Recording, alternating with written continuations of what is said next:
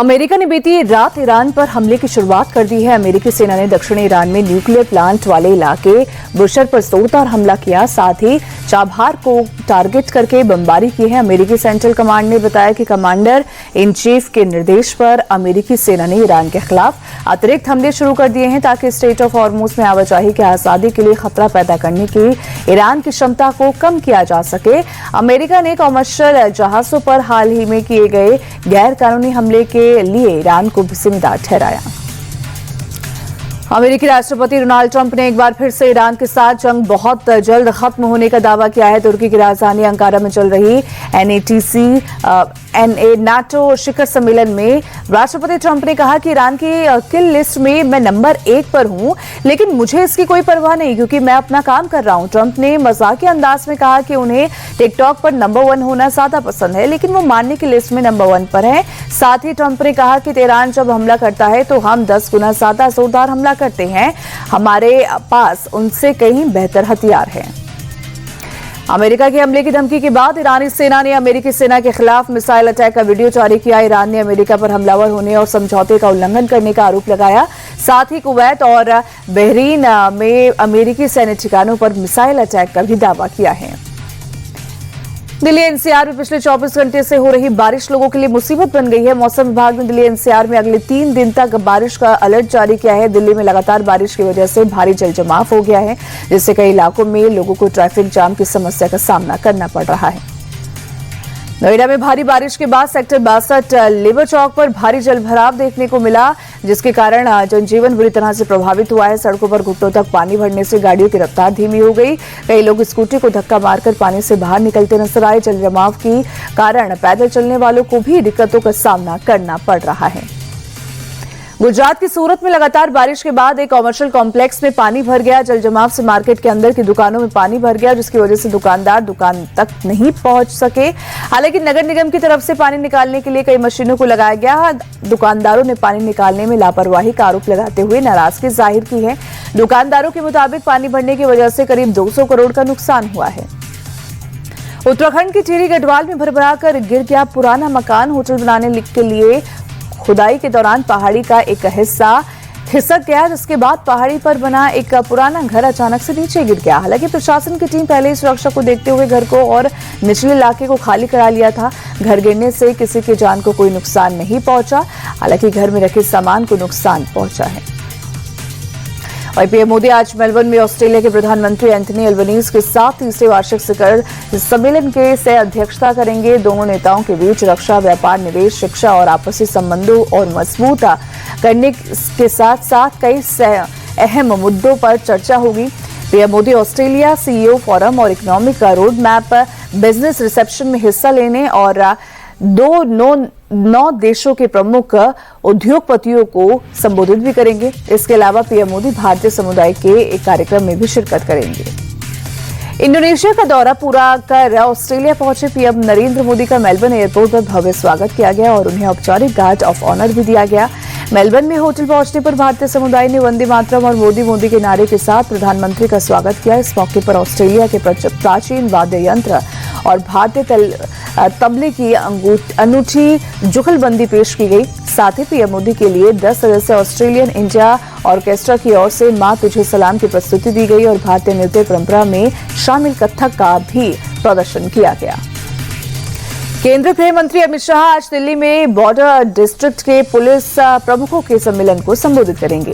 दिल्ली के सुषमा स्वराज भवन में दोपहर 2:30 बजे होने वाली इस बैठक में बॉर्डर जिलों में डेमोग्राफिक का इम्बैलेंस और सीमा पर से होने वाली घुसपैठ को रोकने के तरीकों पर खास तौर पर चर्चा होगी।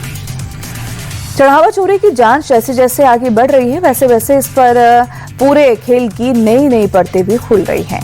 3 आरोपियों अनुकल्प मिश्रा, लवकुश मिश्रा और करुणेश पांडे को रिमांड पर लेकर पुलिस 14 कोसी परिक्रमा मार्ग के पास जंगल के सुनसान इलाके में पहुंचे और इस जंगल में अविनाश शुक्ला, टिन्नू यादव और ये तीनों आरोपी मिलते थे।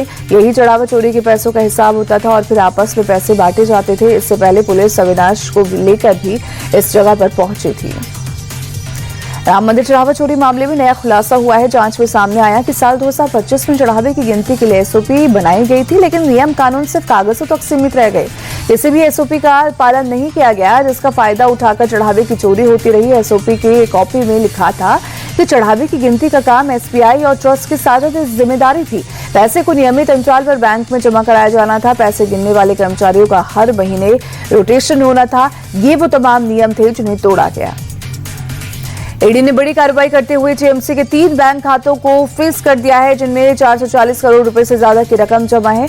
एजी का आरोप है कि टीएमसी के खातों से करीब 160 करोड़ रुपए तक एविएशन कंपनी को भेजे गए, जिससे लग्जरी विमान और हेलीकॉप्टर खरीदे गए। जांच एजेंसी के मुताबिक केमैन आइलैंड से लोन लेकर खरीदे गए इन विमानों को बाद में टीएमसी को ही किराए पर दिया गया था। फिलहाल पीएमएलए के तहत मामले की जांच जारी है।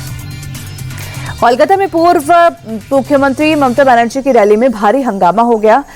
बालीगंज फाड़ी से हाजरा मोड़ तक निकाली जा रही रैली पर अंडे फेंके गए। लोगों ने चोर चोर के नारे भी लगाए और इस दौरान दोनों पक्षों के बीच जमकर धक्का मुक्की हुई और नोकझोंक देखने को मिली। रैली जब तय रास्ते से गुजर रही थी, तभी टीएमसी और बीजेपी के समर्थक आमने सामने आ गए और इस दौरान वहां मौजूद भारी भीड़ ने एक दूसरे के खिलाफ जमकर नारेबाजी की। तो वहीं टीएमसी का आरोप है कि बीजेपी कार्यकर्ताओं के हमले में 41 कार्यकर्ता घायल हुए हैं। बारीपुर की घटना के विरोध में पूर्व सीएम ममता बनर्जी कोलकाता की सड़कों पर उतरी। वहीं बीजेपी सरकार पर हमला करते हुए ममता ने कहा कि पुलिस हम पर नजर रख रही है, लेकिन जहां महिलाओं के साथ अत्याचार हो रहा है वहां पुलिस नहीं है।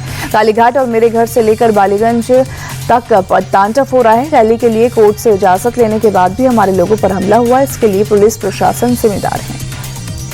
यूपी के मेरठ में 21 साल की छात्रा ललिता गौतम की हत्या मामले में एक बार फिर से गांव वालों का गुस्सा फूट पड़ा। बचे हुए आरोपियों की जल्द गिरफ्तारी और न्याय की मांग को लेकर परिवार वालों ने कलेक्ट्रेट गेट पर जमकर हंगामा किया और इस दौरान प्रदर्शनकारियों और पुलिस के बीच तीखी झड़प हो गई। इसके बाद पुलिस ने भीड़ को खदेड़ने के लिए हल्का बल प्रयोग किया और कुछ लोगों को हिरासत में भी ले लिया।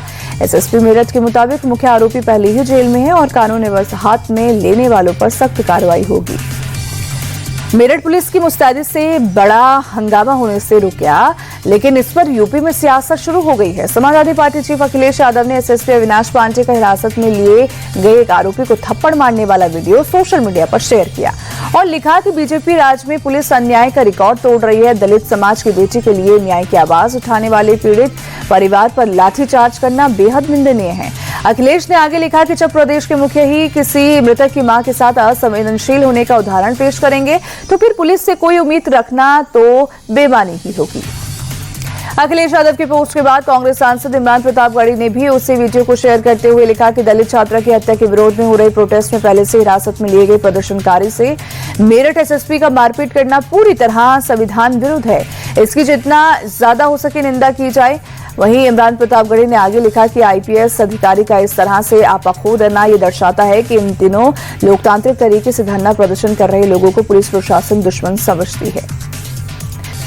महाराष्ट्र के नागपुर पुलिस ने एक साइबर फ्रॉड गिरोह का भांडाफोड़ किया है। पुलिस ने एक साइबर क्रिमिनल को अरेस्ट किया। पुलिस के मुताबिक साइबर गैंग ने एक मस्त मनी ऐप के जरिए लोगों को लोन देता था। बाद में पैसे लेने के बाद पहले से ग्राहक के फोन का डाटा हैक कर फोटो और वीडियो को एडिट करता था। उसके बाद कस्टमर के कॉल लिस्ट के जरिए उसे ब्लैकमेल करता था। पुलिस ने मामला सामने आने के बाद एक्शन लेते हुए एक आरोपी को गिरफ्तार किया। साइबर पुलिस आरोपी से पूछताछ कर गिरोह के नेटवर्क की भी जानकारी जुटा रही है। एमपी के इंदौर से अजीबोगरीब मामला सामने आया, जहां समोसे के लिए हर रोज रोकी जाती है ट्रेन। बताया जा रहा है कि इंदौर और मऊ के बीच चलने वाली डीएमयू ट्रेन रंगवासा रोड के पास रुक जाती है और इस दौरान ट्रेन का लोको पायलट नीचे उतरकर हर रोज समोसा खरीदते हैं, जिसकी वजह से ट्रेन करीब 10 मिनट लेट हो जाती है। लोगों ने इस घटना का वीडियो बनाकर सोशल मीडिया पर वायरल कर दिया।